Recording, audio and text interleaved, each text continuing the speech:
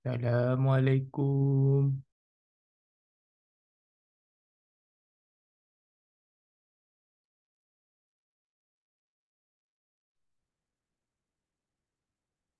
Ini doang ini anggotanya ini.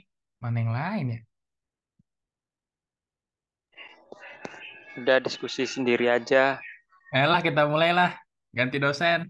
Mas Rian silakan. Panggil Fajar, panggil Fajar. Ya, mana Ustadz Fajar ini?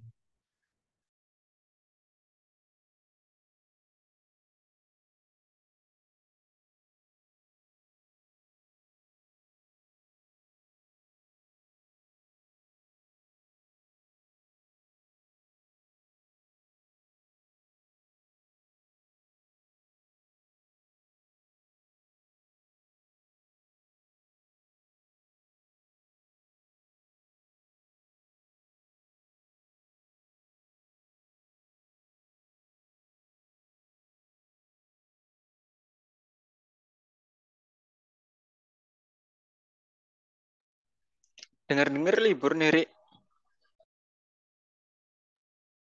Waduh, kalau libur kayaknya yang paling persiapan pas hukum pidana aja ini. Ini Mbak Kausar katanya nggak mau on cam ntar. Selamat datang Mas Bana. Ri, nanti Mbak Kausar nggak mau on cam katanya. On cam atuh. Selamat datang Mas Bana.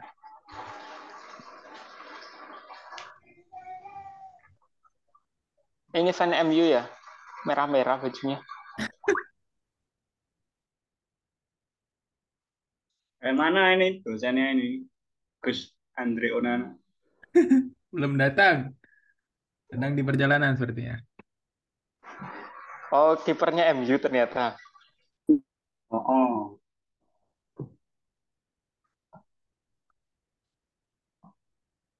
Guys, iki aja ono sing on cam, guys. Bahaya nek on cam. Ya, pokoknya kudu on cam lah. Enggak kok. Ngomong di grup.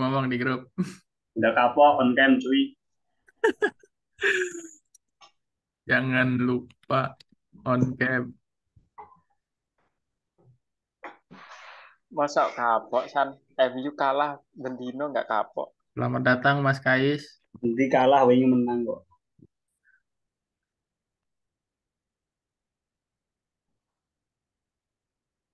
Konsekuensi. Mbak Ulia on cam Mbak Ulia. Ya, Aul tuh nggak pernah kuliah deh ya.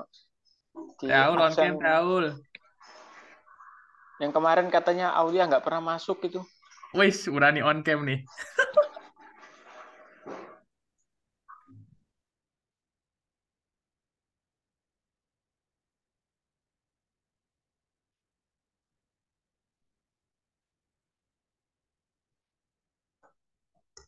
Musim panas yang tak coba kembali.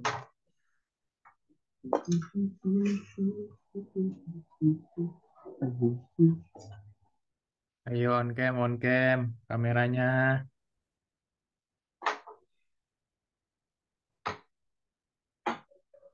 Oh, on cam.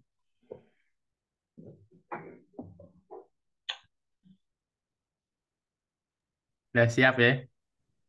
Tuh. San, Lumayan. layarnya merah dong, San. Layarnya merah dong. Biru dong, Manchester is blue.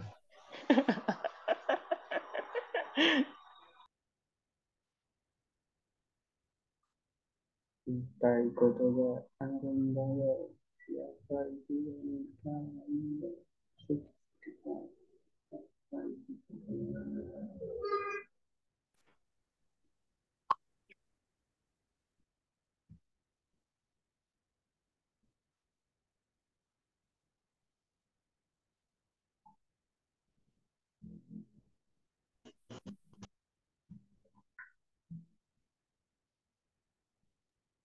San, kamu nggak melu demo-demo, San? Demo apa? Bela Palestina. Loh, tidak Palestina tidak harus demo tuh. Cukup dengan dukung MU. Peace. Kamu hijau apa biru sih? Apa? Apa nih?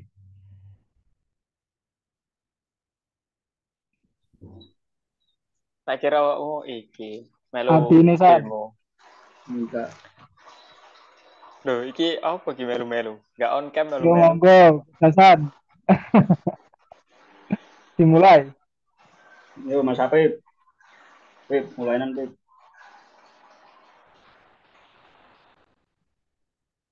San entuk sego san sing iku bela Palestina san. Yo paling. Lah kowe melu to, Aku lebih. ya enggak lah, aku ning omah ya kok. Ning omah iki lho. Aku sesuk mek diundang sapa sing rabi kamu? Barahim. Heeh. Lah ning aku ono barengan ya. Ayo tak barengi. Lah kowe kok ngendi? Ya aku tuh Kudus lah. Lah iya kok kudu ya barengnya. Tapi kowe mangkat Insya Allah. kerja. San kowe gak pengen ning Unisula san? Ayo. Napa tapi? Hah? Arep Ya napa tapi? kuliah lah, kampusmu ning Unisula kok. Dolanmu ning UMS. Nak melu kelas reguler iki ora penak yo. Ya. Wong dhewe UKT-ne piro gitu. Loh, melu pelajaran ki gak mosok kudu diukur UKT. Ya iya wong ya ora sih ya juga. Melu dengan niatan sombong ngono kan oleh. Nggak boleh sombong, Mas Manyu. Waalaikumsalam warahmatullahi wabarakatuh. Waalaikumsalam warahmatullahi wabarakatuh. Bapak Andre. Salam Mbak.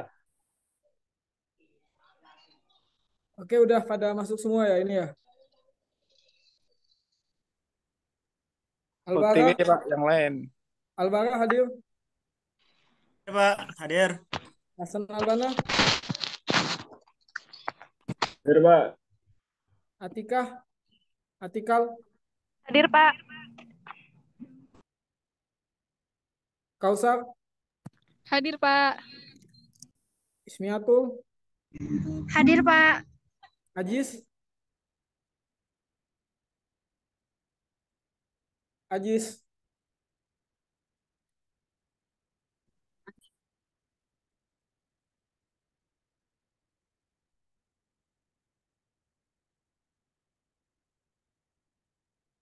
Semakin ramai. Ajis hadir.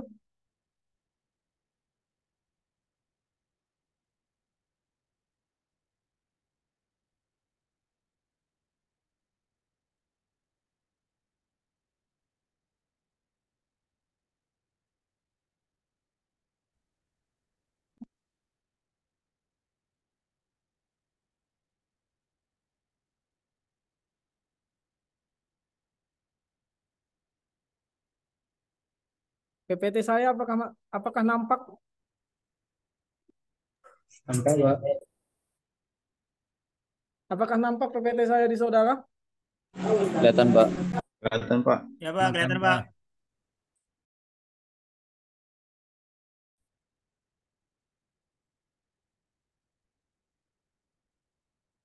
Oke, baik, kita mulai saja pembelajaran pada sore hari ini. Ketika kita berbicara dalam konteks hukum acara pidana, karena ini kita belajar hukum, tentunya ada yang menjadi dasar hukum. Apa itu yang menjadi dasar hukum? Yang pertama adalah Undang-Undang Nomor 8 Tahun 1981 tentang hukum acara pidana. Yang kedua, Peraturan Pemerintah Nomor 27 Tahun 1983 tentang pelaksanaan KUHAP. KUHAP itu Kitab Undang-Undang Hukum Acara Pidana yang dirubah dengan PP Nomor 85 Tahun 2010. Dan tidak hanya itu, ada juga undang-undang di luar KUHP yang mengatur tentang hukum acara pidana. Apa itu undang-undang yang di luar KUHP mengatur hukum acara pidana? Ada yang tahu? Kausar? Kausar? Hadir Pak, gimana Pak?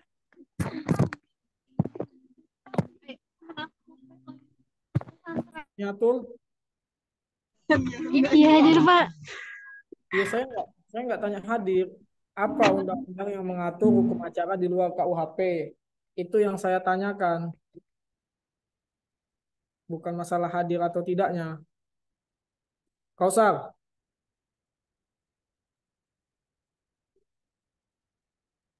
Nggak tahu Pak, nggak tahu. loh kenapa nggak tahu? Belum dibelajar.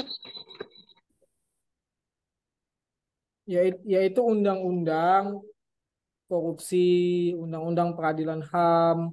Selain dia mengatur tentang tindak pidana, dia juga mengatur tentang hukum acaranya.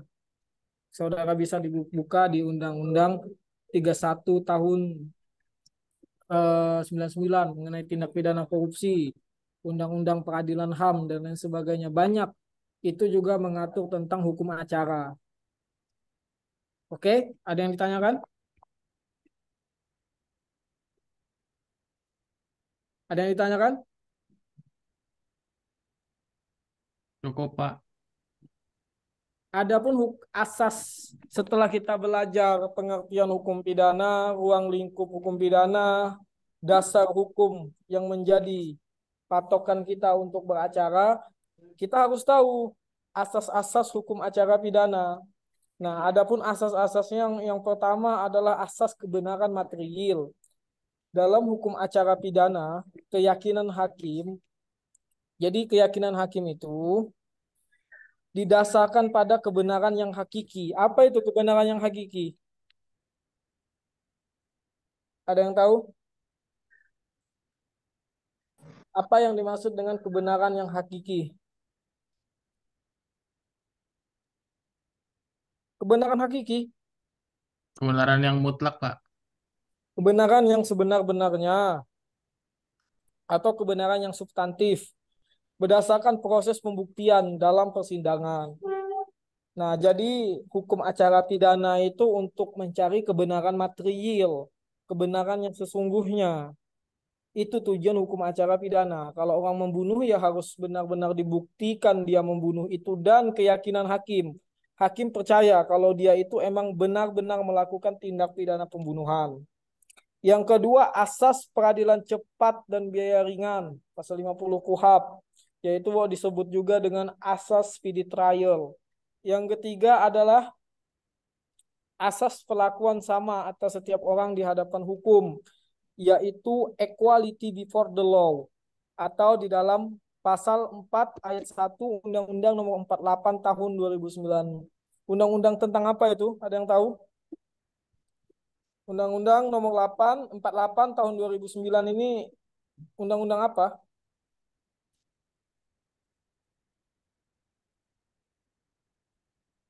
Ada yang tahu? Kausar?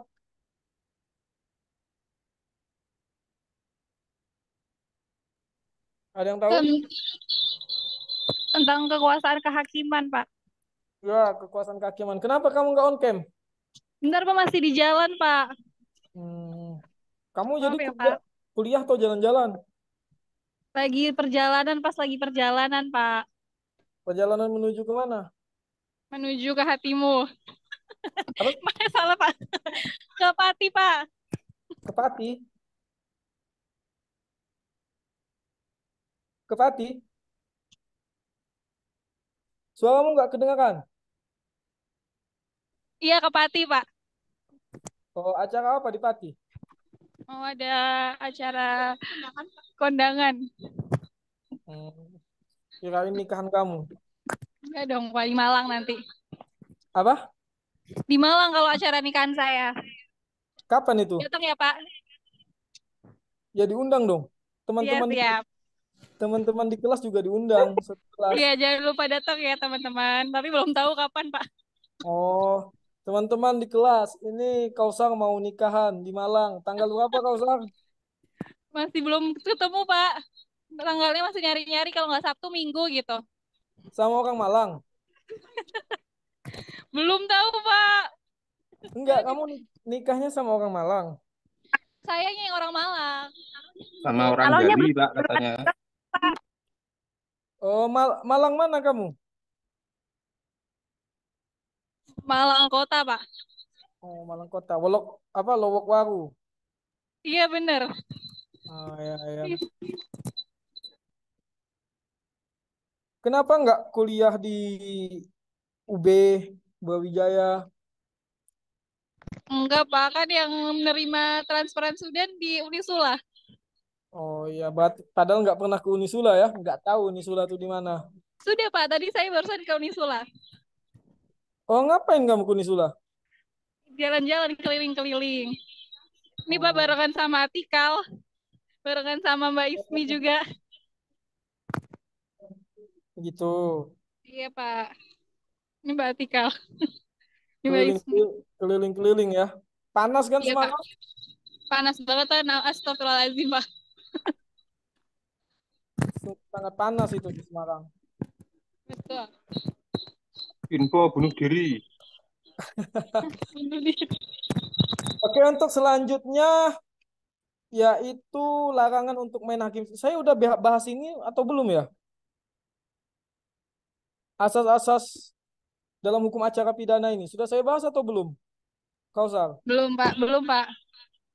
Nah, itu.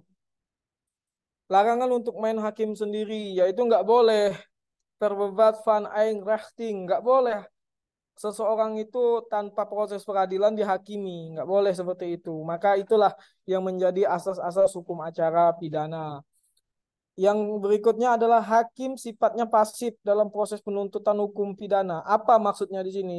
Sifat pasifnya itu seperti apa? Ada yang tahu sifatnya pasif itu seperti apa? Pasif lawannya Tanpa berpihak, Bapak. Tidak. apa? Tanpa berpihak. Hakim itu pasif itu berdasarkan tuntutan jaksa. Jadi dia tidak bisa menentukan apakah ini pidana mati, pencurian dan sebagainya. Dia based on tuntutan jaksa. Misalnya jaksa menuntut pembunuhan, ya dia mengadili kasus pembunuhan. Kalau dia dituntut itu 362 pencurian, maka yang diadil itu pencurian. Hakim itu pasif berdasarkan tuntutan jaksa. Yang berikutnya asas oportunitas, yaitu di mana jaksa diberi kewenangan untuk mengesampingkan perkara apabila kepentingan umum menghendaki demikian. Apa maksudnya? Ada yang ngerti?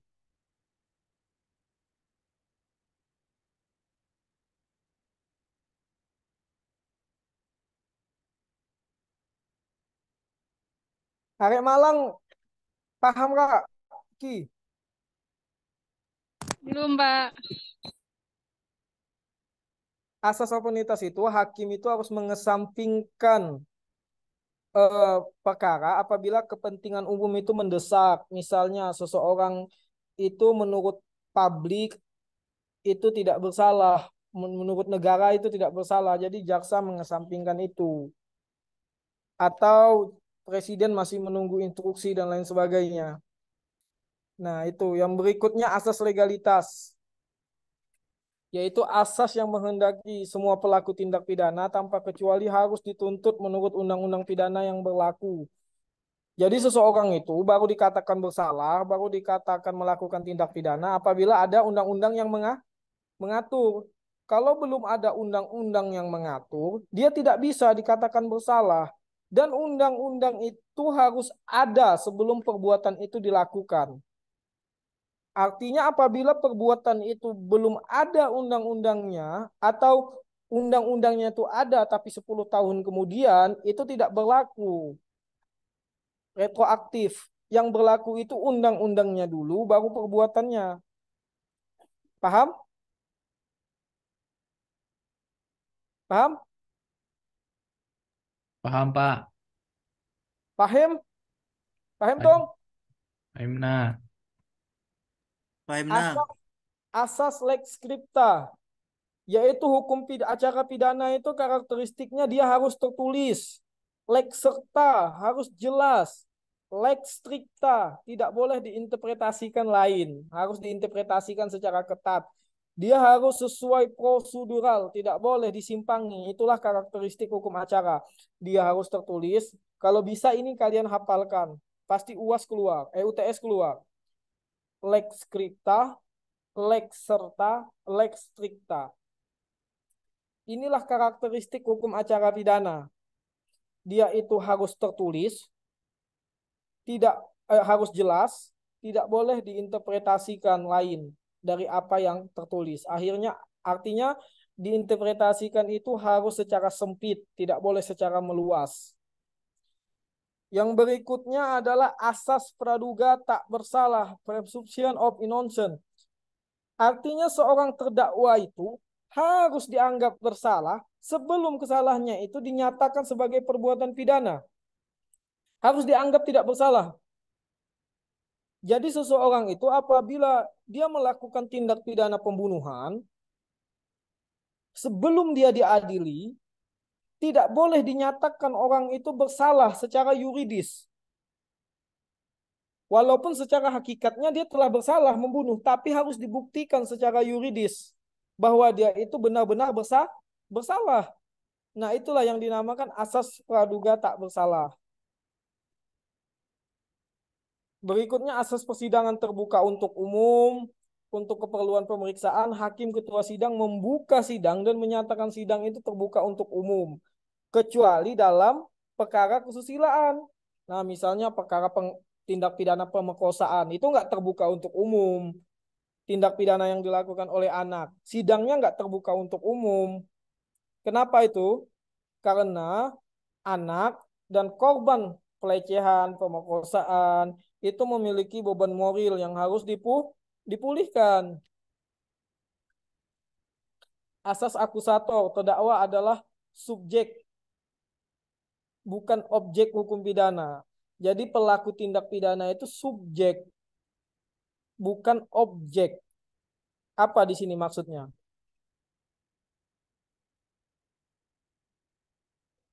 Ya keterangan terdakwa itu adalah keterangan subjektif, bukan objektif. Kalau objektif adalah keterangan yang sebenar-benarnya. Kalau subjek itu kan dia bisa benar, dia bisa salah. Depend on case. Asas wajib mendapat bantuan hukum. Jadi kalau terdakwanya itu tidak memiliki kuasa hukum, maka pengadilan itu wajib memberikan kuasa hukum, bantuan hukum terhadap terdakwa. Berikutnya asas pemberian ganti rugi dan rehabilitasi. Apabila seseorang yang ditangkap, ditahan, dituntut atau diadili tanpa alasan yang sah, menurut undang-undang atau kekeliruan orang mengenai orang atau hukum yang wajib diberikan ganti rugi rehabilitasi. Jadi di sini maksudnya itu ada dua, pelaku dan korban. Apabila offendernya ini salah tangkap, pelakunya ini salah, bukan dia yang melakukan tindak pidana, maka wajib bagi dia itu untuk mendapatkan ganti rugi. Begitu juga korban. Korban itu wajib menuntut haknya, yaitu hak untuk dipulihkan, hak rehabilitasi, ganti rugi atas pelakuan tindak pidana yang dilakukan oleh offender, terdakwa. Demikian, ada yang ditanyakan?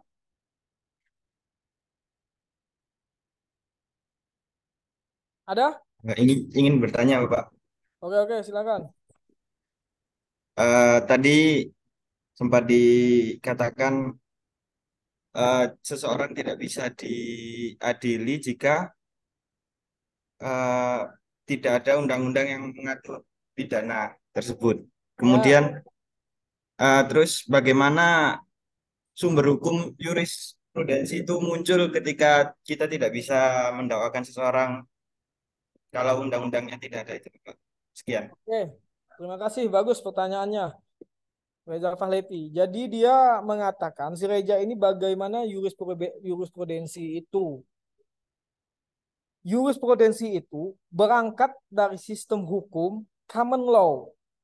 Saya sudah menjelaskan di awal perkuliahan, family law, keluarga hukum itu pada hakikatnya ada banyak. Tapi yang paling banyak pengikutnya di dunia ini ada dua. Yang pertama Anglo-Saxon atau common law.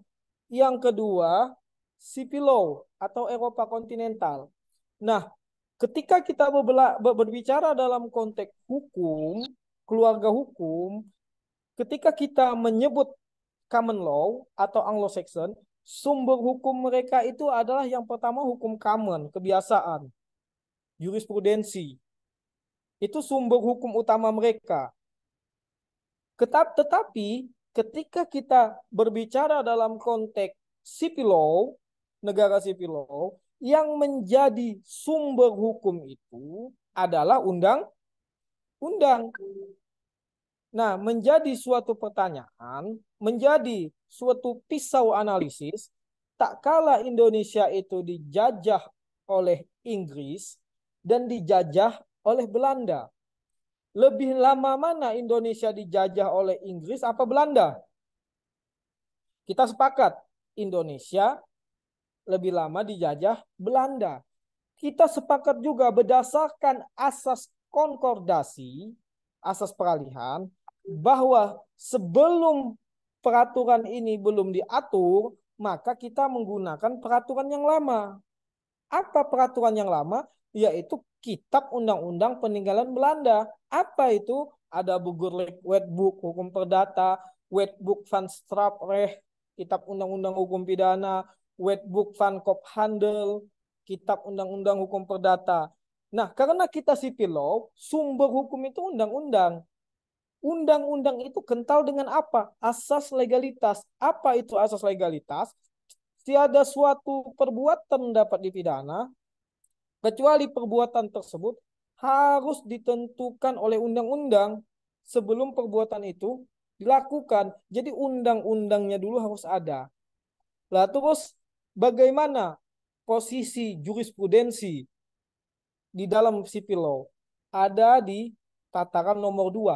Undang-undang harus diutamakan daripada jurisprudensi, walaupun itu menjadi sumber hukum.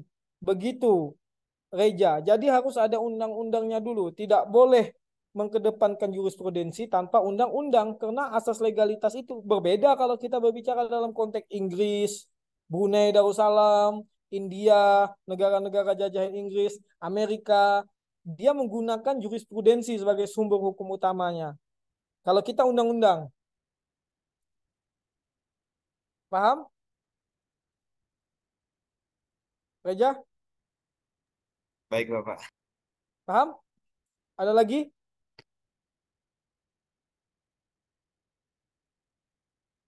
Ada lagi?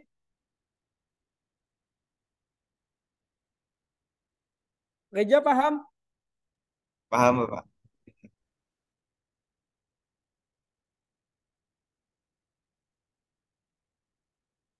Nah, ini istilah-istilah umum dalam hukum acara pidana.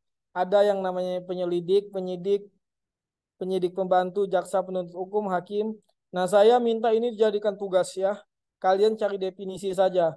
Penyidik itu apa, fungsi apa, tugasnya untuk apa. Itu aja ya.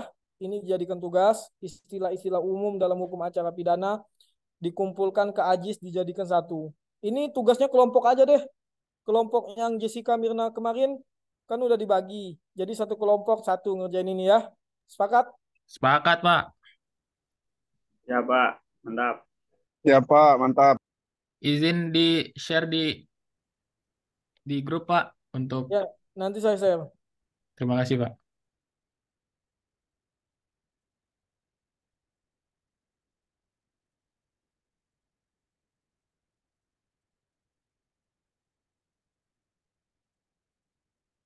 Nah, ketika kalian sudah mencari definisi tadi, inilah proses peradilan. Yang pertama terjadinya suatu peristiwa.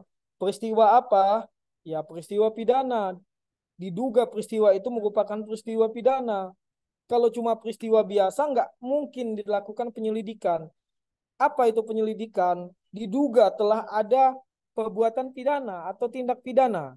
Nah, setelah melakukan penyelidikan, dilakukan penyidikan. Penyidikan ini untuk apa?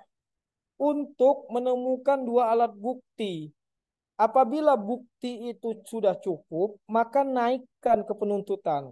Nah, sebelum penuntutan itu, ada namanya pra penuntutan. untuk melengkapi berkas acara. Nah, setelah pra penuntutan, penyusunan dakwaan, yaitu apakah dakwanya sudah benar, kemudian diperiksa ke sidang pengadilan, persidangan.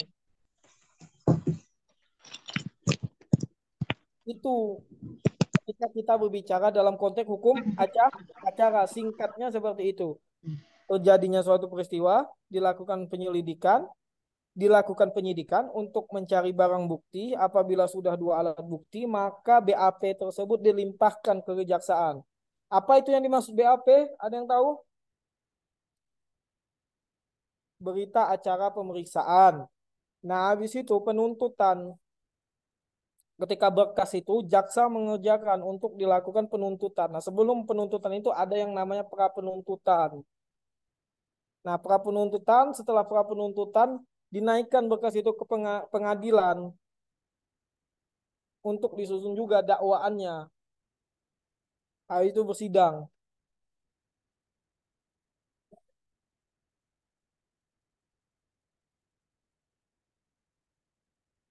Nah, ini ilmu bantu dalam hukum pidana. Ada logika, berpikir dengan akal budi yang sehat berdasarkan atas hubungan beberapa fakta atau berpikir berdasar alam pikir manusia. Ya, logika, semua ilmu pasti memerlukan logika. Psikologi. Nah, ilmu pengetahuan yang berusaha memahami sesama manusia agar dapat memperlakukan manusia lebih tepat. Psikiatri, ilmu pengetahuan tentang jiwa, tetapi jiwa manusia yang sakit. Jadi psikologi dan psikiatri ini sangat dibutuhkan di dalam hukum pidana, terkhususnya bagi korban maupun pelaku. Nah, ini kalau saudara nonton Jessica kemarin, kriminalistik itu adalah pengetahuan yang berusaha untuk menyelidiki kejahatan dalam arti yang seluas-luasnya berdasarkan bukti keterangan yang ditemukan dengan ilmu pengetahuan lainnya. Ilmu apa pengetahuan lainnya? Ilmu forensik.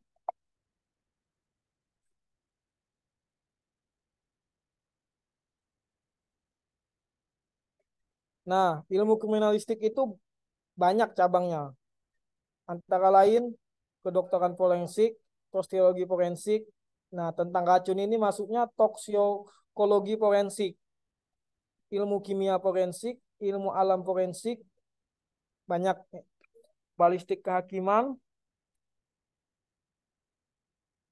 Sekarang juga ada apa perkembangan sekarang?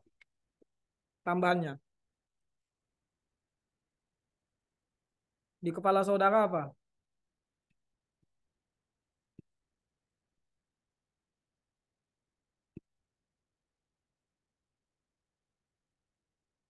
Ada yang tahu?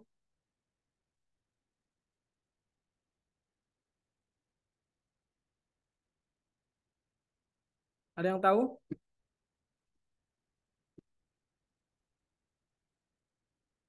Halo? Nggak tahu, Pak. Saya cyber forensik, toh. Ilmu bantu itu disebut ilmu cyber Forensik. Iya, cyber forensik karena berkembangnya teknologi. Ada yang ditanyakan? Contoh, izin Pak bertanya, contoh cyber forensik seperti apa Pak? Cyber forensik itu seperti alat deteksi artifisial untuk mengetahui bahwa seseorang itu telah melakukan digital hoax dan lain sebagainya, itu ada. Nama alatnya artificial of intelligence. Jadi itu di Bareskrim, di penyidik, siapa yang melakukan pembobolan terhadap bank negara, bank swasta. Jadi itu untuk mendetek kejahatan-kejahatan cyber. Dia lebih kepada kejahatan-kejahatan immaterial, kejahatan-kejahatan yang tak kasat mata tapi ada. Itulah kejahatan cyber. dia tidak bisa kasat mata, tapi ada kejahatan itu. Orang bisa meretas data seseorang tanpa dia membuka KTP, KK, dan lain sebagainya masuk ke rumah orang. Tapi membuka data orang tersebut saja dengan IT itu sudah membuka data tersebut dengan kepentingan untuk menguntungkan dirinya, maka itu sudah masuk perbuatan pidana. Begitu.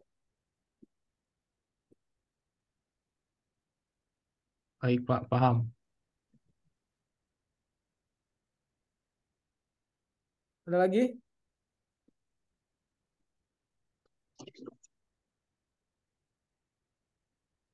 Halo? Halo? Tidak ada, Pak. Kausar? Ya, Pak. Aman, Pak. Udah paham insya Allah. Aulia?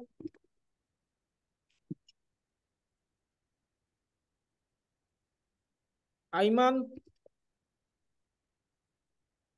Paham, Pak.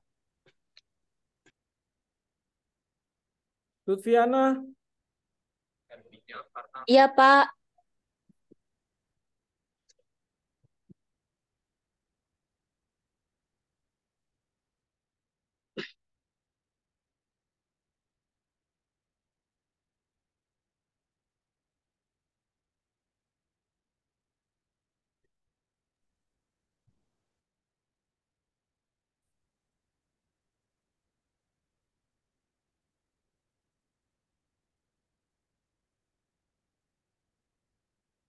Kok nggak dijawab?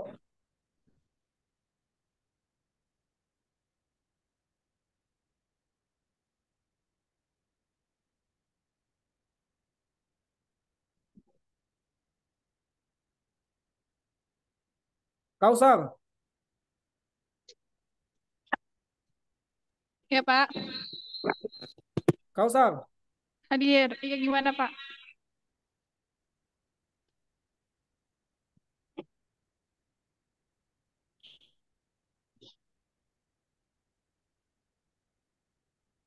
Kamu tolong anu ya, screenshot perkuliahan hari ini. Oke, Pak.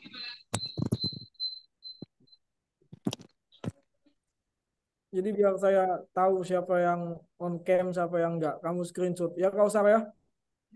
Siap, Pak.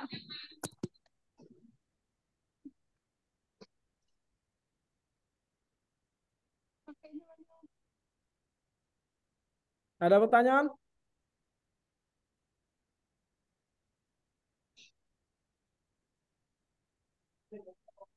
Eh, terkait kelas atau gimana, Pak? Oh, bebas boleh. Boleh, boleh, boleh, boleh. Apapun, anything. Yang penting ada kaitannya dengan hukum acara. Oh, ini Pak, kemarin kan eh, sempat ada eh, tugas dari Bapak untuk diskusi. Kemudian kita kan apa ya mencari-mencari lah di Ini internet, dari siapa? kemudian Ini siapa lain-lainnya. yang bertanya? Namanya siapa? Siapa? Namanya? Oh, saya Fahri, Pak. Ya, Fahri. Ya, silakan. Kemudian ada eh, Pak Edward Omar Syarif, Pak. Beliau berkata, Ya. katanya eh, kalau anak hukum harus bisa bedain lege, leg sama jure, Pak. Itu mungkin bisa dibantu menjelaskan, Pak. Iya, sebenarnya saya tahu Prof. Edi itu seperguruan juga sama saya. Beliau itu muridnya Prof. Barda, Prof. Andi Hamzah, Prof. Setepi. Kemarin saya ke UI sama ke Unitra, Untirta, ketemu juga sama Prof. Edi. Beliau itu Wamen, Wakil Menteri Hukum dan Titik dan Dan beliau HAM, Pak. juga beliau juga menulis buku mengenai prinsip-prinsip hukum pidana. Apa perbedaan lege dan jure? Nah, ketika kita berbicara mengenai lege, lege itu harus tertulis. Sementara adapun ketika kita berbicara mengenai jure, jure itu bisa skriptum, bisa non skriptum. Seperti kita mengatakan itu reh. Reh itu hukum. Hukum itu tidak mesti tertulis. Ada juga tertulis, ada juga tidak tertulis. Tapi kalau kita mengatakan itu wet, undang-undang, sudah pasti tertulis.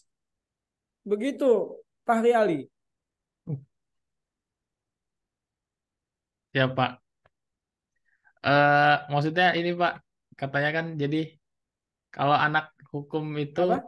harus paham bisa bedain lege, lex sama jure. Berarti kalau lex sendiri Pak, kan tadi ada di apa di asas itu ada terkait apa ada lex crypto, lex ya itu Pak. Jadi lex itu artinya apa Pak? Lex itu, hukum itu, atau undang-undang itu, lex itu lebih tepatnya itu kalau interpretasinya undang-undang sebenarnya. Walaupun itu terjadi perdebatan besar antara pakar hukum.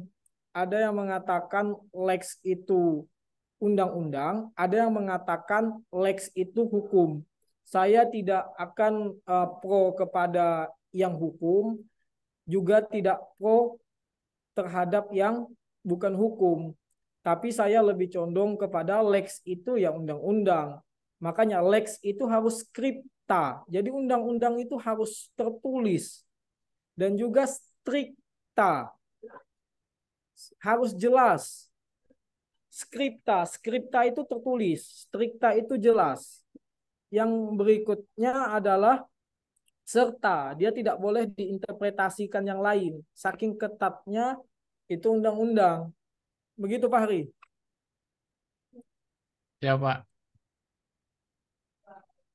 Itu.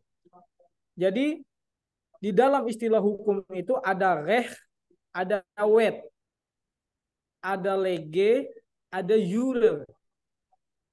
Itu hal yang berbeda. Tidak boleh disamakan. Walaupun ada beberapa pendapat ahli hukum mengenai itu terjadi perbedaan pendapat, sah-sah saja. Tapi secara generalisasi, lege dan jure itu dua hal yang berbeda. Lege itu sudah pasti tertulis, jure itu bisa tertulis, bisa tidak. Begitu, Fahri. Ya Pak, paham Pak. Ada lagi yang lain? Terima kasih Pak. Oke.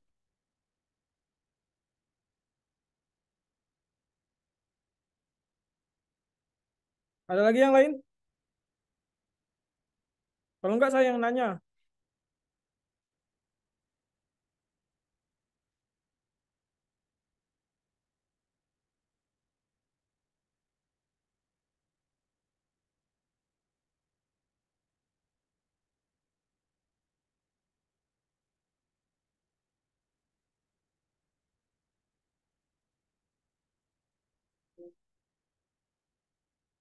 Ada yang lain?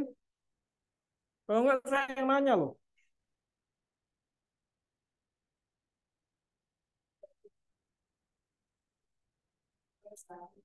Mau nanya, Pak. Kau Sam? Itu dia Ya, silakan.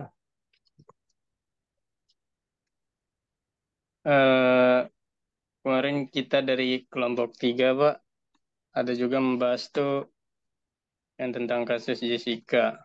Kalau dari segi pandang Pak Oto Hasibuan kan bilangnya Jessica bahkan sebelum sidang pun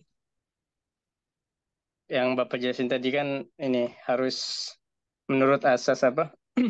Terduga tidak bersalah kan? Berarti singkatnya di sidang itu harus kosong-kosong.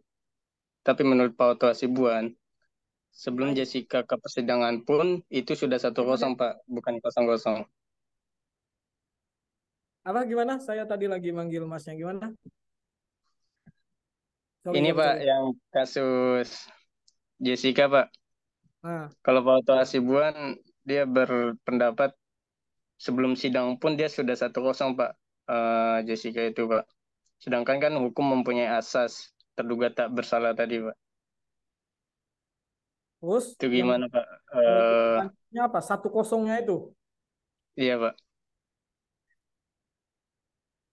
Jadi begini, itu kan sah-sah saja.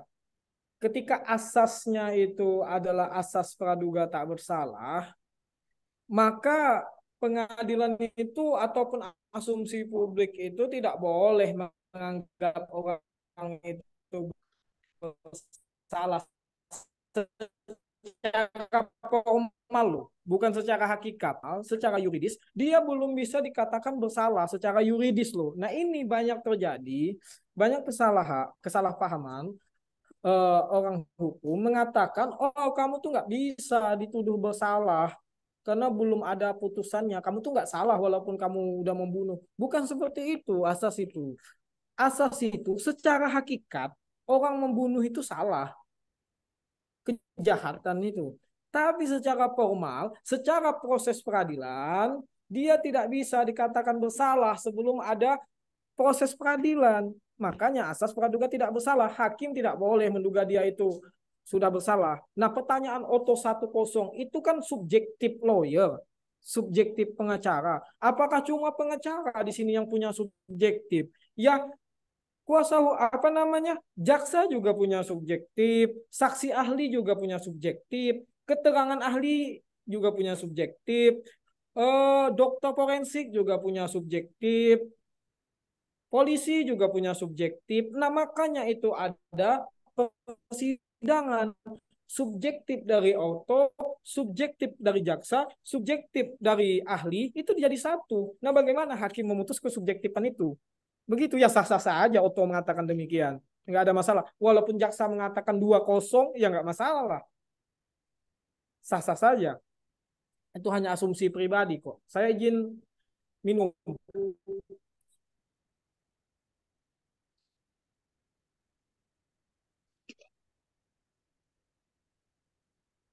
Paham?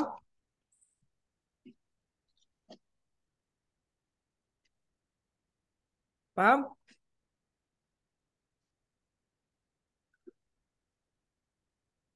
Rizky paham? Rizky? Iya, Pak. Mungkin satu lagi, Pak. Boleh, Pak?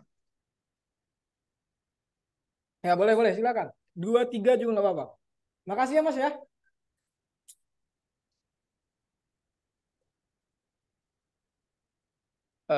Dalam hukum kan ada juga istilah barang bukti harus lebih terang daripada cahaya, Pak. Ya. Itu dimaksudkan untuk barang bukti untuk menjadikan terdakwa itu tersangka atau terdakwa itu menjadi tidak tersangka, Pak.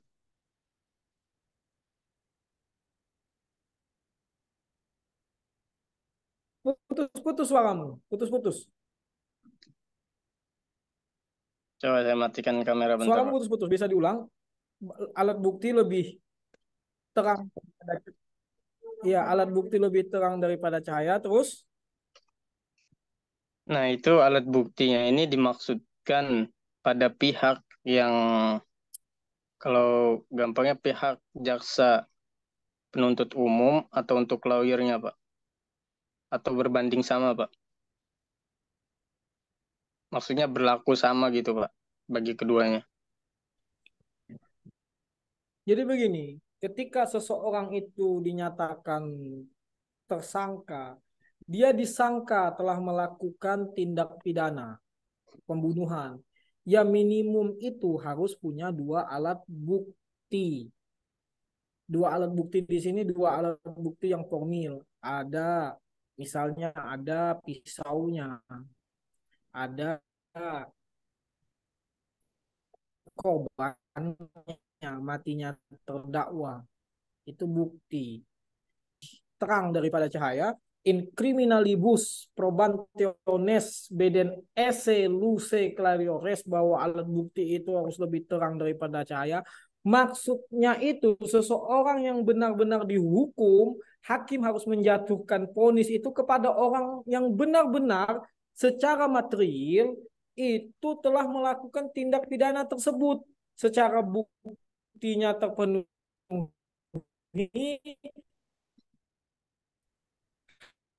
hakim yakin, makanya putusan itu berdasarkan keyakinan hakim, maka tidak bisa itu.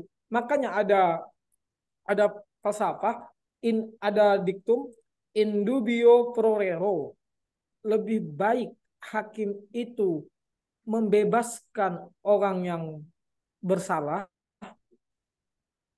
daripada memenjarakan orang yang tidak bersalah. daripada menghukum orang yang tidak bersalah.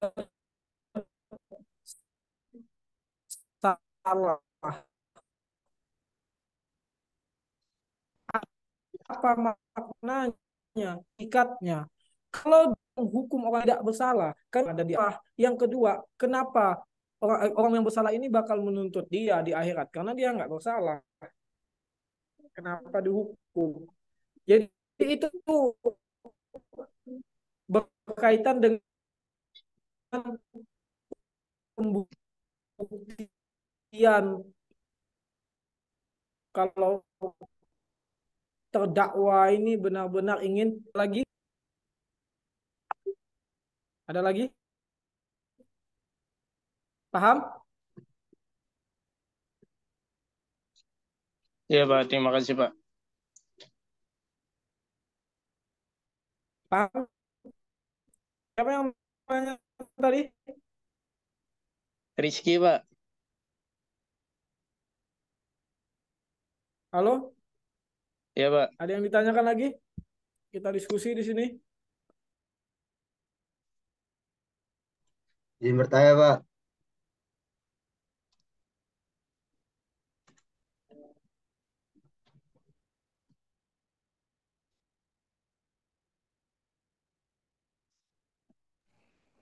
Sinyal Bapak kayak Pak Andre, kemana? Bapaknya FK bentar, cuy.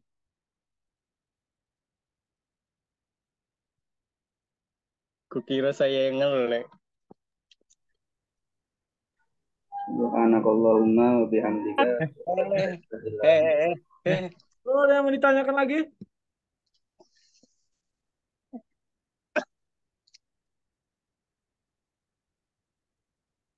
Sorry, wifi-nya terputus. Izin bertanya, Pak. Oh, silakan. Apakah asas-asas hukum acara pidana tadi yang disebutkan itu harus terpenuhi sebelum dilakukan persidangan, Pak? Asas itu dia runtutan, tidak hanya berlaku ketika sebelum persidangan saja, tapi untuk proses di dalam persidangan itu pun tetap berlaku asas itu. Ya, kalau yang namanya asas, asas itu prinsip. Apabila prinsip itu tidak dilakukan, maka terjadi kecacatan hukum. Tidak ada keadilan berarti di situ. Makanya hukum pidana itu apa? Karakteristiknya ada kayak tadi udah dibahas.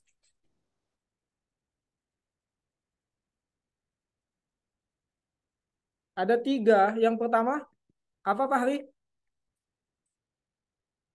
Izin Pak, diulangi pertanyaannya Pak. Karakteristik hukum acara pidana itu pada hakikatnya ada berapa?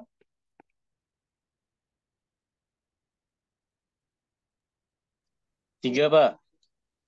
3. Apa Fajar? Yang ini bukan yang Lex Scripta tadi Pak. Ya, lex scripta. Apa itu lex scripta? Lex Scripta itu harus tertulis Pak. Ya, terus. Kemudian Lex Stricta itu harus jelas. Dan Ya, satu terus. lagi Lex Certa Pak. Lex apa? Lex Certa Pak. Lex serta. Bukan Ya, Lex certa. Certa Pak. Nggak bisa bahasa Belanda Pak. Ya, itu cuma pendek doang. Iya Pak, maaf Pak. Coba Ijudin ulangi apa yang dikatakan Fajar tadi.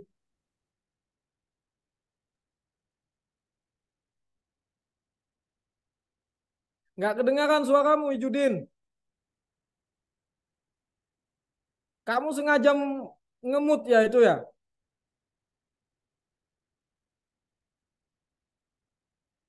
Teman-teman bisa mendengar suara Ijudin? Tidak, Enggak, Pak. Pak. Tidak, Pak. Dipesan dia, Pak. Salim, coba ulangi apa yang dikatakan Fajar tadi.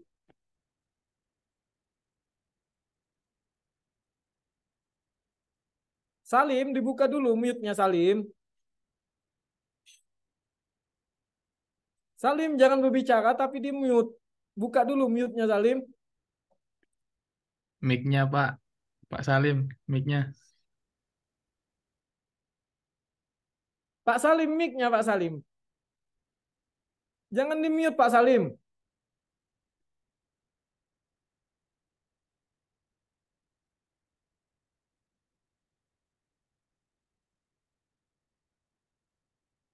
Raid,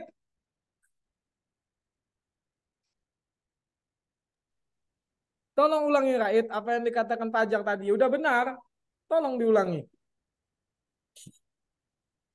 Pertama tertulis, Pak. Ya apa istilahnya? Lex serta. Benar Kurang, itu, Pak. Benar itu Fajar. Lex serta itu tertulis Fajar. Yang tertulis lex scripta, Pak. Skripsi. Skripsi itu tertulis. Iya, Pak.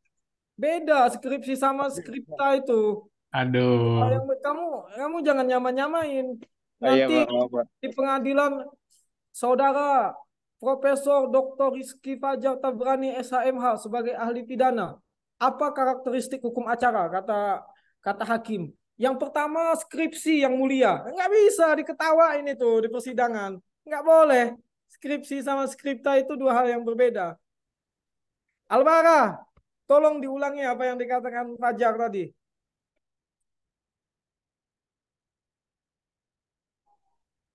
Lex Citra, Pak. Like apa? Certa. Apa itu? Yang tertulis, Pak. Benar nggak Kausar yang tertulis itu lex serta? Salah, Pak. Yang benar apa? Lex scripta. Lex scripta. Bahasa Inggrisnya? Apa ya bahasa tertulis? Apa ya bahasa Maktub, Pak. Maktub. Bahasa Inggrisnya apa Kausar? Apa ya, Pak? Lo kok tanya saya? Kan saya kan tanya kamu.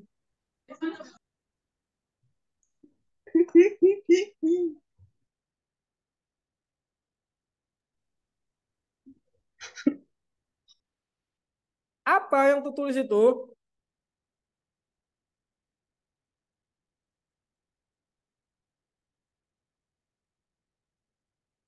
Bahasa Inggrisnya apa Kausar? Kausar kamu ditanya loh Kausar.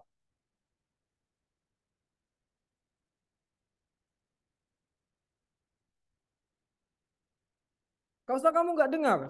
Benar, Pak. Written or statutory law. Apa? Written. Written itu apa? Tertulis. Terus? Atau statutory law. Statutory law? Law itu apa? Hukum. Yang saya tanyakan lex scripta. Apa? Nggak ada hubungannya dengan hukum. Kan tadi lex masih ada perdebatan, Pak. Berarti dia yang pakai lex itu yang hukum ini. Ya, saya tahu. Saya nggak tanya hukumnya. Saya tanya tertulis itu apa. Tertulis kan? Saya tanya. Ya udah statutory. Statutory kenapa? Emang Story. Apa? Statutory. Iya, statutory itu apa? Tertulis. Yakin statutory itu tertulis? Atau written. Ada dua, apa mau bisa dipilih? Ya kamu pilih. Written atau statutory? Ya saya pilih dua biar nggak disalahin. Harus pilih satu. Saya nggak nyuruh kamu pilih dua. Yang written deh. Written. Written. Nah begitu, harus konsisten. Karena sebentar lagi kamu itu jadi pengantin baru. Kamu harus bisa memanage suamimu, harus Nggak tertulis. nyambung, Pak, nggak nyambung. Harus tertulis pengeluaran bulan ini sekian, sekian, sekian. Harus ada notanya, harus teliti. Nah, hukum itu kan Ya. ketelitian. Kalau nggak teliti bahaya. Orang yang nggak bersalah jadi bersalah. Orang yang bersalah menjadi nggak bersalah. Hukum itu ketelitian. Nggak boleh hukum itu ngasal-ngasal. Sama juga berumah tangga. Yang paling teliti itu adalah perempuan, bukan laki-laki. Laki-laki itu pada hakikatnya tidak terlalu teliti. Ya silahkan berbeda paham. Tapi menurut saya yang paling teliti itu adalah perempuan. Makanya Kausar sebelum menikah harus belajar ketelitian, belajar bersama Fahri. Fahri itu teliti orangnya. Enggak, Pak, nggak percaya. Iya, tanya aja sama Fahri. Kamu teliti kan Fahri? Teliti, Pak. Nah, diajarin Fahri si Kausar. Kausar cuma bercanda, Pak. Pengen nikah. Apa? Kausar cuma bercanda, Pak. Pengen nikah. Kita doain aja, amin. Oh, amin, Pak. Siap, Pak. Iya, doain aja dulu kan. Siapa lagi yang ingin nikah di sini? Lobi, Atika, Pak. Pak. Semuanya, Nikah Pak. sama siapa? Nikah sama siapa? Atika nikah sama siapa? Sama Albara? Pak, calonnya belum ada. Kalian ini kan sesama Yaman. Udah jelas gitu loh. Cowok-cowok Yaman ini kan soleh-soleh. Izin, Cewek. Pak. Sudan. Sudan, Pak. Irlandia, Pak, Irlandia. Yang kok Yaman terus ya saya. Astagfirullahaladzim. Yang Sudan ini kan udah soleh-soleh. Yang apa namanya ceweknya juga solehah. Kenapa harus masih nyari yang lain? Yang ada aja. Begitu. Ijudin mic-nya udah sembuh.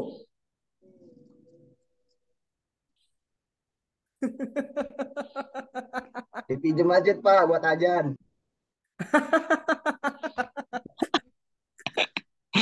Pinjam masjid.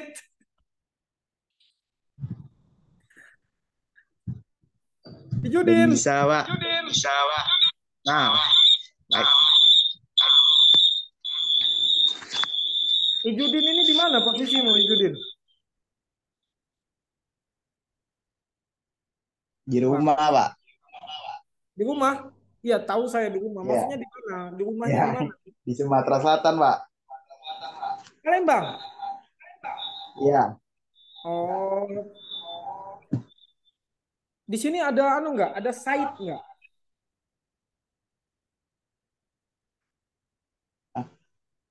Ada site Asegaf, Al Idrus. Ada nggak? Nggak ada. Sarifah ada juga di sini. Gugus Pak Wali, Pak.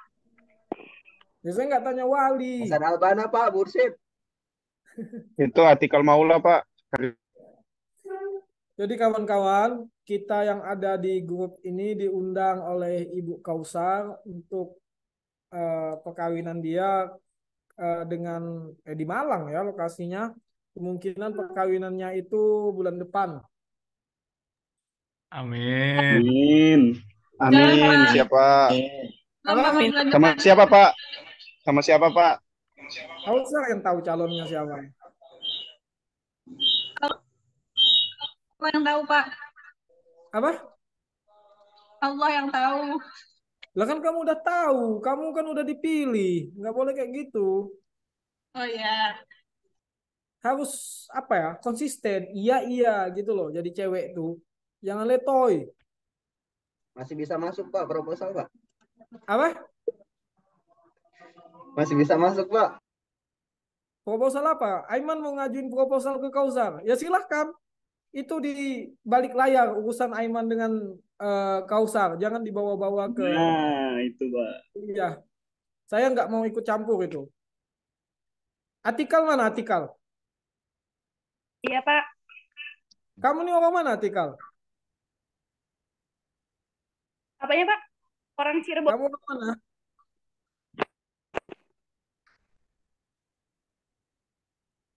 Cirebon, Cirebon. Cirebon. Padahal banyak kelas ini. Pasti yang saya lihat mukanya ini yang paling istiqomah ini ya Hasan Albana, Kausar, Ajis, Albara, Ijudin, Salim, Anwar Jelani. Saya sampai ingat tuh Hasan Albana biasanya out revert belakangnya, backgroundnya. Mungkin Iya karena Pak, itu kalah terus ya, frustasi iya mungkin Pak, ya. frustasi ini Pak, ganti Pak jadi Sayonara Kroll Pak. Fans MU kayaknya lagi pada frustasi ya. Iya Pak, iya Pak, benar Pak. Iya, kamu juga dukung MU. Coba lihat Anwar itu, Real Madrid dia, Hala Madrid. Kita udah Ya, capek juara terus Pak soalnya Pak. tapi emang ya apa namanya euforia supporter itu emang nggak bisa dibeli ya. Mau MU kalah kayak gimana pun ya tetap glory United ya. Benar Pak, makasih Pak. Kalau kau apa? Aremania. Aremanita, Pak. Fahri tahu apa itu Aremanita, Fahri? Nggak tahu Pak, saya taunya Persita. Ini skala-skala nasional Hasan Albana, Anwar. Jadi orang-orang ini kau usah kayak Fahri ini ya standar-standarnya Arhan, Gonzales. Dia Onana. dia nggak bisa kalau diajak Real Madrid, Barcelona, MU, City nggak bisa dia. Persita Tangerang ikut Asia Pak. Ya itu aja. Kalau Bapak apa Pak? Favoritnya Pak? Real Madrid tuh. Oh siap. Iya, Habsir. Mantap. Madridista. Banyak Pak yang Madrid Pak di sini. Ya, harus Madrid itu. Harga mati. Nggak bisa ditawar. Fatul Walau Demit, apa? Fatul PSM Pak. demit. Kalau Bara apa Bara? Tarkam. Jangan bilang Tarkam loh. Tarkam nggak diajak ini.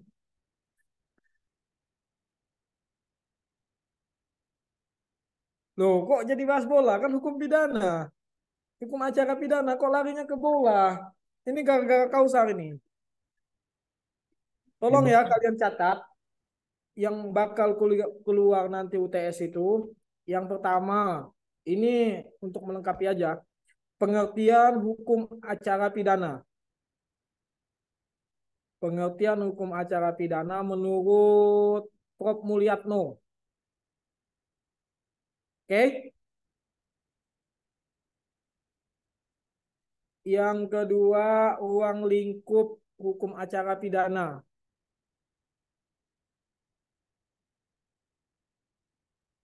Yang ketiga, asas-asas hukum acara pidana. Yang keempat ya. Yang keempat, pihak-pihak yang terlibat dalam hukum acara pidana.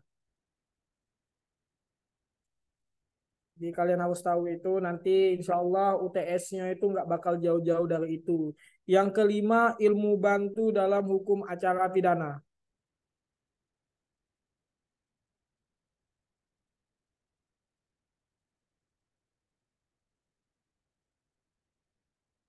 Oke?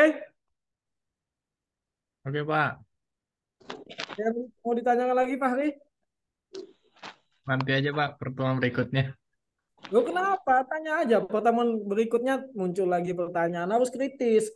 Karena di dalam hukum ini sesuatu yang terlihat begitu pasti belum tentu pasti. Sesuatu yang terlihat tidak pasti justru itulah yang pasti. Dulu publik menghakimi bahwa Jessica itu benar pembunuh Mirna. Tapi sekarang dengan keluarnya film dokumenter itu, publik juga seolah-olah opini yang dibangun itu juga berubah. Ada yang pro, ada yang kontra juga. Lah itulah dinamika hukum. Karena hukum itu tidak bisa menjamin yang benar itu adalah yang menang, yang kalah itu adalah yang salah. law is the art of interpretation. Hukum itu tergantung dari optik apa kita melihatnya. Pangeran Diponegoro itu pahlawan atau bukan? Menurut kita pahlawan, Pak. Nggak tahu menurut penjajah. Pahlawan, Kalau Bapak. Kalau menurut kita, Pangeran Diponegoro itu adalah pahlawan. Tapi menurut penjajah, menurut The Cock, Pangeran Diponegoro itu adalah pemberontak. Terus siapa yang salah? Apakah The Cock? Apakah kita? Yang salah. Sama-sama benar. Karena dia melihat dengan optik kacamata dia, kita melihat dengan optik kacamata kita. Makanya, law is the art of interpretation. Itu. Sekarang saya tanya, Kausar. Madrid. Real Madrid dilihat dari klub raksasa lainnya, dia yang pertama, yang terkuat. Tapi kalau dilihat dari fans Barcelona, Real Madrid itu di bawah Barcelona menurut mereka. Menurut Kausar, siapa yang benar, siapa yang salah di sini? Nggak ada yang benar dan salah, Pak. Ya, semuanya tergantung sudut pandang masing-masing. Yakin? Yakin. Hasan Albana, benar atau salah apa yang dikatakan Kausar? Gimana Pak tadi Pak pertanyaannya Pak? Madrid bapuk gimana Pak? Gini aja. Nggak bayar, Hasan. Real Madrid itu menurut klub-klub di Eropa, dia klub terbaik. Iya. Benar. Sementara menurut rivalnya Barcelona, Real Madrid itu di bawah Barca, di bawah Barcelona. Ya kata Kausar tadi itu yang kutanyakan, siapa yang benar di sini? Apakah Real Madrid, apakah klub-klub Eropa yang lainnya, atau Barcelona dalam melihat Madrid ini, Real Madrid ini? Mungkin yang benar klub-klub Eropa yang lainnya Pak, karena mereka mengakui Madrid lebih jago, soalnya championnya paling banyak Pak. Nah itu kan cuma di domestik doang. Ya itu karena Anda pada sukanya itu. Gak bisa Pak, gak bisa gitu. Itu benar. Contohnya coba ganti Pak. Pak, contohnya Pak. ganti Pak. Yang paling banyak tuh yang Jadi Arsenal Pak, contohnya Pak. Fakta dunia mengatakan bahwa Real Madrid itu adalah terbaik. Sementara Barcelona ya tetap di bawah Madrid. Apa yang harus dibuktikan oleh omongan orang yang di bawah? Ya tetap Real Madrid itu benar menurut klub-klub besar Eropa lainnya. Begitu ya Kausar ya? Jangan, contohnya nggak adil itu Pak tadi tuh. Loh, hukum itu kan lawan ketidakadilan. Kalau Anda berhukum, ya Anda harus menegakkan keadilan. Di mana bagi Anda tidak adil tadi itu? Ya, kalau Bapak nanya ke siapa tadi, ke Albana, emang dia fansnya itu apa tadi? Fansnya MU. Albana itu fansnya MU, bukan fansnya Real Madrid. Sangat nggak ngerti Pak saya Pak, namanya kok tukar-tukar. Objektif. Sekarang saya tanya Albana, Real Madrid apa MU? MU kan? Iya Pak, benar Pak. Tapi dia mengakui, begitu loh Kausar. Jangan pernah tidak mengakui ya. Belajar mengakui, berlapang hati. Izin Bapak, izin menyimpulkan. Berarti kebenaran minoritas itu kalah sama yang mayoritas Bapak ya? Apa? Kebenaran minoritas itu pasti kalah sama mayoritas Pak ya? Kebenaran minoritas kalah sama mayoritas yang belum tentu benar Bapak. Ya dilihat faktanya. Kalau seperti Real Madrid itu kayak tadi itu ya minoritas emang nggak berlaku. Emang harus ditumbangkan. Karena dia nyebak-nyebakin aja. Tapi kalau dalam konteks hukum yang lain, ya minoritas itu harus dipertimbangkan. Kalau kayak Barcelona apa yang mau dipertimbangkan? Nggak ada yang dipertimbangkan. Anda fans Barca ya? Kalau fans Barca saya kasih D nanti. Iya Bapak. Barca itu Deltras Pak, Deltra Ultra Sidoarjo Pak. Deltras saya Bapak. Fans Barca. Deltras. Saya fans Messi aja Pak. Kalau ada fans Barca, ada The Chul di sini, saya kasih C nanti. Ini tidak keadilan Pak. Nggak adil Pak. Tindak pidana bisa lah, tindak pidana. Nggak ada aturan yang ngasih fans Barca dapat C. Sah-sah saja. Pak, cara Pencemaran nama baik Barca. Bakso aja nggak makan kok. Ya bercanda, bercanda. Pak izin bertanya, Pak. Oke, silahkan. Kalau kasusnya kayak misalkan ini di luar konteks yang tadi ya, Pak, tapi masih ada kaitannya. Kalau kasusnya kayak membela diri dibegal gitu, Pak, tapi ternyata yang ngebegalnya malah mati sama korban. Itu kan kadang-kadang si korban tuh malah jadi tersangka, Pak. Itu gimana, Pak? Saudara mengatakan ini pertanyaannya masih ada kaitannya dengan yang tadi. Saya menjawab pertanyaan ini tidak ada kaitannya sama sekali Bukan sama Madrid sama Barca, Pak, sama yang sebelumnya. Iya, sama sebelumnya. Oh, nggak Karena ada ya, Pak? Ya udah, berarti nggak ada kaitannya, Pak. yang sebelumnya itu hukum pidana material. Sementara kita bicara hukum acara hukum pidana formil. Ya tapi nggak masalah sebagai hasanah penambah keilmuan. Di dalam KUHP itu ada yang namanya overmatch, daya paksa. Daya paksa itu pembelaan terpaksa itu dilakukan apabila si orang ini hakul yakin dirinya bakal mati dibegal, maka dia boleh melakukan pembelaan dan polisinya harus cerdik melihat itu. Jangan orang melakukan pembelaan dituduh dia membunuh. Sebenarnya secara teoritik. Nah, hukum itu begini. Hukum yang tertulis seharusnya itu kan bisa menjamin keadilan dalam prakteknya kan. Harusnya seperti itu.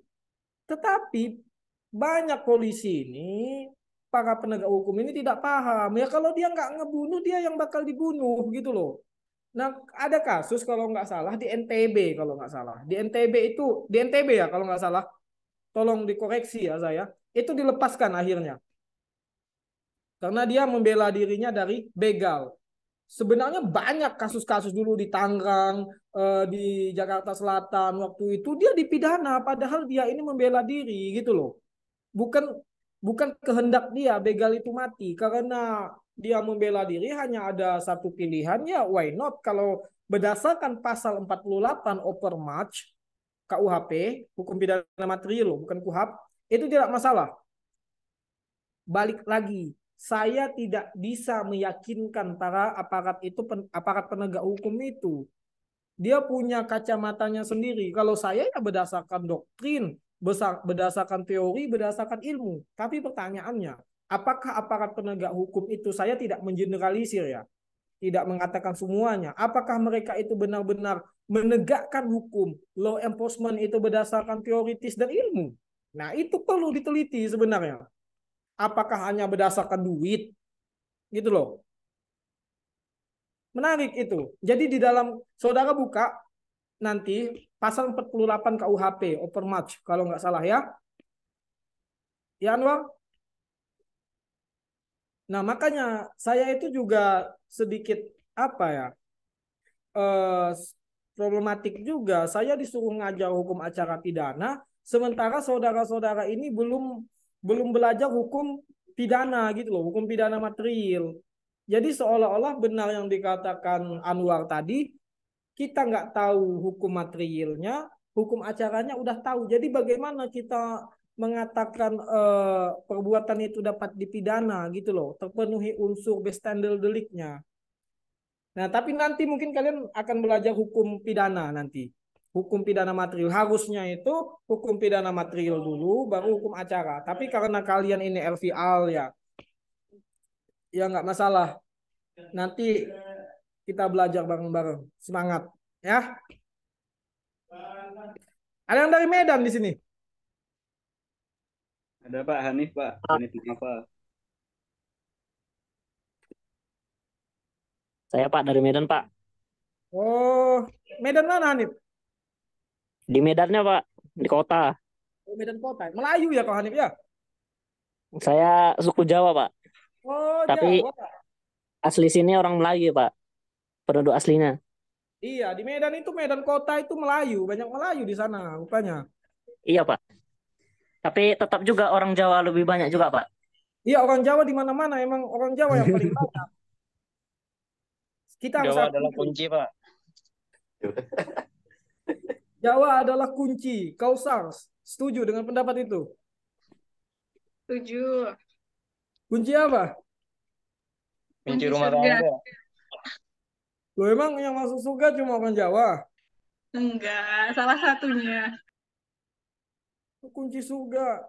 Setuju Hanif? Kunci penduduk Indonesia. Kunci suksesan, kunci pembangunan negara Indonesia, Pak. Loh, emang yang bisa membangun ini cuma orang Jawa? Yang paling mahir, Pak. Yang paling pol kerjanya, Pak. Dari Jawa, Pak. Yang paling mahir itu emang orang Jawa kerjanya. Emang itu Pak, orang Jawa so asik semua Pak. Emang Fahri nggak bisa kerja? Fahri orang Jawa, Fahri.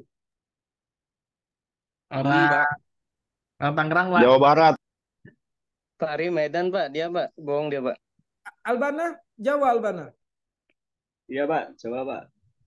Yang nggak Jawa siapa di sini? Kami Pak. Patul, Pak, Sulawesi. Iya, Kalbara, Pak. seolah-olah ada, makanya kata Pak Jokowi, Indonesia itu nggak boleh Jawa sentris. Yang ada itu Indonesia sentris, kata Pak Jokowi. Semua orang punya kesempatan. Nggak boleh lagi kayak gitu, diskriminasi. Ya Kausar ya, jangan merasa si paling merasa ya. Siap, Bapak. Iya. Emang ya, pengantin baru ini udah nggak menuju ke pengantin ini udah nggak terlalu fokus Pak, ya. yang mau nikah tuh teman saya loh. Apa? Yang mau nikah tuh teman saya belum. Ya Allah. Kausar bercanda tadi, Pak. Bulan depan Ngode dia nikah. Pak tadi Pak. Dia tuh belum ada catat, Pak. Apa? Siapa yang Ngode bicara? tadi dia katanya. Siapa yang bicara tadi? Ismiatul. Bukan Pak, itu Kak Tikal yang bicara. Gimana? Gimana Kak Tikal? Kak Tikal. Silakan Kak Tikal. Iya, Pak. Kakak Usar tuh belum punya calon. Jadi Bapak kalau mau ke rumahnya Kakak Usar, Janganlah. Saya bapak-bapak soalnya. Dia ibu-ibu Pak. Enggak, kalian Kausar kelahiran tahun berapa Kausar? Umuran, Pak. 99, Pak. Oh, 99. Aku 98 Kausar. Desember. Ya, bisa lah ya. Pak, itu pas, cocok. Gimana? Gas kan? oh bisa Pak, makanya Gas Pak, kuliah nanti di kondangan Pak. Bapak segera tanya Kakak Usar. Gimana? Gas kan ini? Siap mengawal. Awal sampai halal, Pak. Siap ngawal Pak. Iya Pak. Tapi Sampai udah kuliah menderita. offline. Saya dukung. Gol kan? Gas sampai kuliah offline. Amin, Pak. Amin, amin. Udah aja Nanti kalian. bulan Bercanda, madunya di bercanda. Bali, Pak. Kausar jangan diambil hati, bercanda. Kawan-kawan jangan diambil hati, bercanda. Bang siapa di sini ada apa namanya calonnya Kausar. Kita bercanda biar nggak serius gitu loh. Soalnya yang on cam ini ya Atikal, Kausar, Ismiatul ini aja mukanya. Lutfiana ini di jembatan mana kamu Lutfiana? Nggak tahu, Pak. Ambil dari Zoom. Iya, aku kira entah di jembatan mana. Apa udah di surga ya ini ya. Iya. Orang mana kamu, Lutfiana? Orang Semarang, Pak. Tanjung Mas. Dekat sama Unisula. Oh, pelabuhan. Ya. Semarang panas ya. Panas banget, Pak. Kamu ke Sudan juga ya berarti ya? Iya. Naik kapal? Ya. Naik kapal ke Sudan? Nggak naik pesawat. Pulangnya yang naik kapal, Pak. Masa naik kapal semua ini? Ya, naik kapal kita. Ya, Pak. Lewat ini. Lautnya Fir'aun. Naik kapal? Laut Merah, Pak. Merak Port Sudan, Pak. Naik kapal dari Sudan ke Indonesia? Ke Jeddah, Pak. Arab Saudi, ke Arab Saudi. Jeddah, Berapa jam itu dari Sudan ke Jeddah itu? 28. 28 lah. Waduh, di sini udah pada haji semua? Mbak Kausar udah, Pak. Iya, Mbak Kausar kemarin, Pak. Hajah, Pak. Hajah Kausar, Pak. Baru Berarti pulang kemarin. Berarti Hajah Kausar siap lah ya kan dampingin Pak Haji satu nih. Masuk, Pak Eko, masuk. Bercanda. Jangan terlalu serius. Jadi dari Sudan itu ke Jeddah 24 jam. Betul, Pak. Iya, Pak. Wah, gila ya. Kalian juga udah tahu tempat perang. Kenapa kuliah di sana? Dulu masih keren, Pak. Berangkat Ke belum, Jepang, Pak, Pak. dulu. Tiba-tiba kayak gitu. Dulu keren, Pak. Kenapa nggak ke Mesir gitu kan? Mesir kan aman kan? Kurang seru, Pak. Cari yang ekstrim ya. Iya, anti mainstream kita, Pak. Benar nggak sih Sudan tuh katanya para penghafal Qurannya tuh nulis di di kayu ya? Betul, Pak. Betul. Betul, Pak. Ini mana, Pak? Penghafal Qurannya, Pak.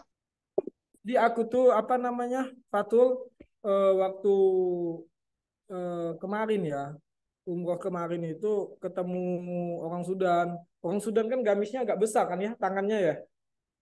Iya, Pak. Saya punya, Pak. Nah, Nggak nanya Ustadz Fatul. dia cerita kalau orang Sudan itu katanya ngapal Quran tuh ditulis ya, ditulis, dihapus, tulis, dihapus gitu. Emang benar? Betul, Pak. Makanya Iya, hafalannya Pak. Betul, Pak. Masya Allah ya. Ini udah jam berapa nih? Udah lewat ya? Saya belum sholat maghrib ini. Sama, Pak.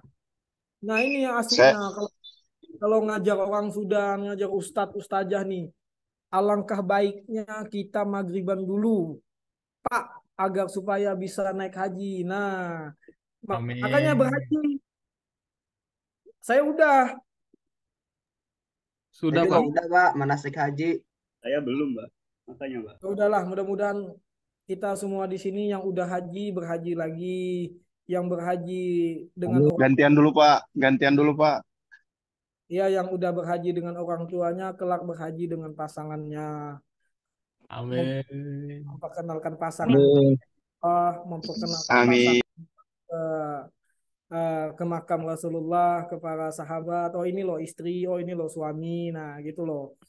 Oke, karena udah diingatkan oleh Syekh Maulana Muhammad Hasan Al-Banna sholat, maka saya ingin menutup perkuliahan ini karena saya pun belum sholat. Cukup sekian, jangan diambil hati kata-kata saya, baik itu kata-kata yang sengaja maupun yang enggak disengaja.